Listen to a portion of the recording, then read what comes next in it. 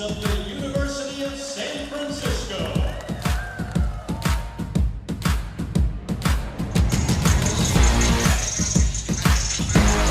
San Francisco provides the backdrop, and what a beautiful one it is for today's West Coast Conference showdown.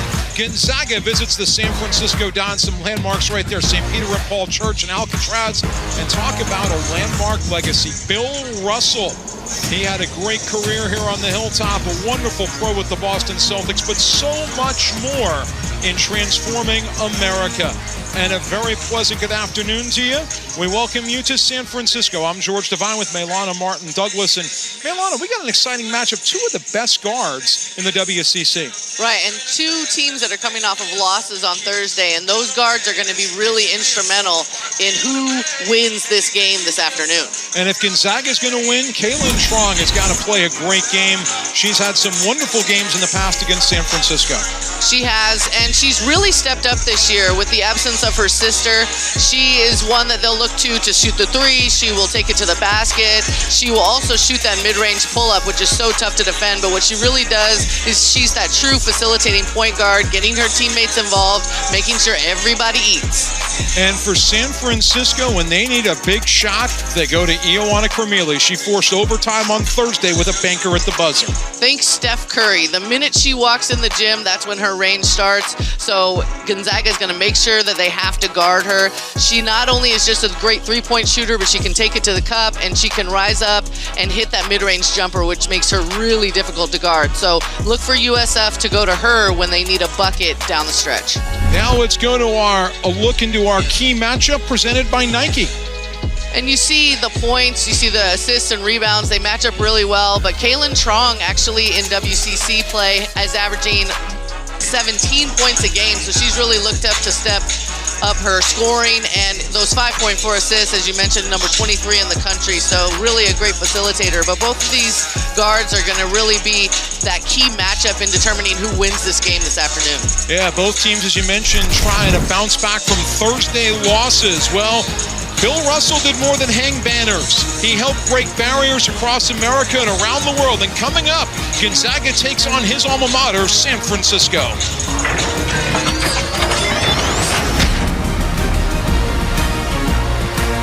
It's kind of like she grabbed the wheel to a finely tuned race car and just kept it running. Kremili. And Gonzaga will play it off the rebound. San Francisco out to a 2 of 6 start from the floor. Gonzaga 3 of 8. Williams delivers. Gonzaga just staying super aggressive. You mentioned the boards earlier, but they're attacking, and whether it's off the pick and roll or just off the dribble drive, they're able to get paint touches, and that's really what's allowing them these scoring opportunities. Kremili against Williams. Christie screening. And Kremili buries it. She really is a bucket. You let her get a look at it. I think Destiny Burton just took her eyes off her for 1 second, didn't have a hand up, and Kremili was letting it fly. She's always looking for her shot. Williams has played well so far, gets bumped. We talked earlier about the international flavor of this game. Greece is represented by Kremili. You've got the Scandinavian countries represented by San Francisco, Australia. There you see Molly Gudenbauer has recruited well internationally. Just picked up her 100th win here on the hilltop. Previously the head coach at UC Irvine. Number of Division II stops as well, but she was a national tournament MVP, Final Four MVP for Stanford 30 years ago. So I'm dating myself, but I used to watch her like when I was starting to go into high school. She was at Stanford, and I just loved watching her play. I remember Val Whiting was on that team, and they were my favorite college team to watch. Dickey with the score. I remember when Molly was one of the players you saw at the end of the bench after people like Sonia Henning and Jennifer Razy and Katie Stedding had their great games for Stanford. Yes, but that she put in her time, and then she came out and became a huge contributor. But that end of the bench guard is really important on those national championship teams. Yeah, Kremili with the rebound off the Trong miss. Gales from the top of your screen. Christie flashing inside. Christie represents England, grew up outside London. USF really is like the United Nations. And nothing there. 3:45 to go in the first quarter. Gonzaga with the 3-point lead. Ejim, probably not going to see her shoot a three. Williams giving it up. Gonzaga's a little shorthanded. Both teams are a little shorthanded. And Christie deflected that rebound, and then it's hard to catch it with your feet. It is, unless you're a soccer player. But you notice Gonzaga is really mentioned their aggressiveness. They're getting a hand on every single one of those tips, passes, rebounds coming off. They may not come up with it every single time, but just those tips and deflections, those passion plays, those will start to add up. Esther Little back in there for Gonzaga, replacing Williams, so Williams getting a rest. And here's Dickey.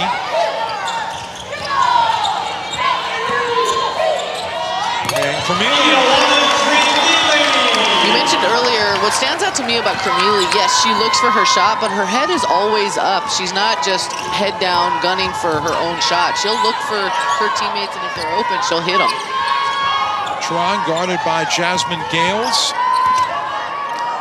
Works off the screen and delivers. Great shot there. Great job on the screen.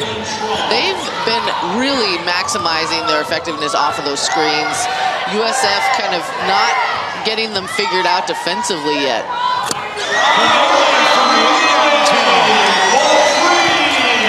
Again, defense for Gonzaga. Callie Stokes on that one. Just taking a little bit of a break. We mentioned Cormelia, like Steph Curry, her range starts when she steps in the gym, so you have to have a hand in her face at all times.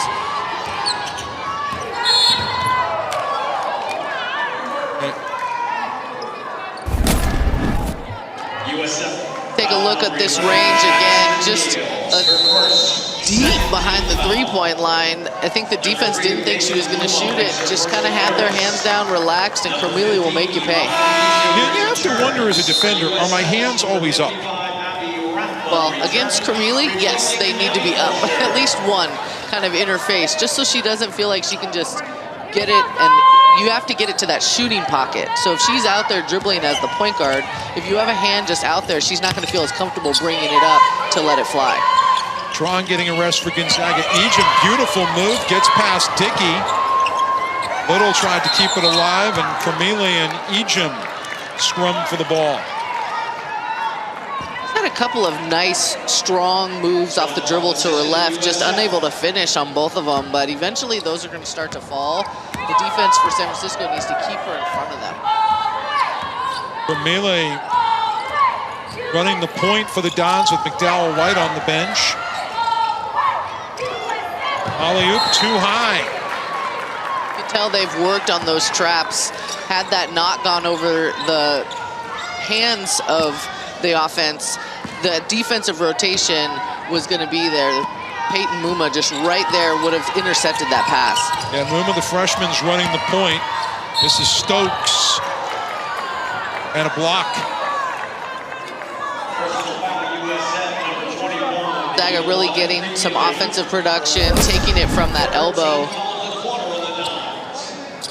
Just reading the screen. USF still hasn't figured out how to get that guarded. Kind of a little bit of miscommunication, hesitancy, and Callie Stokes recognizes it, takes it right to the basket. Callie Stokes, a redshirt freshman from Redondo Beach, just south of Los Angeles Airport, shooting 55% on the year. It just comes down to focus. You know, redshirt freshman, getting in there. Just when you get to the free throw line, take a deep breath and knock them down. 55%, you really need more.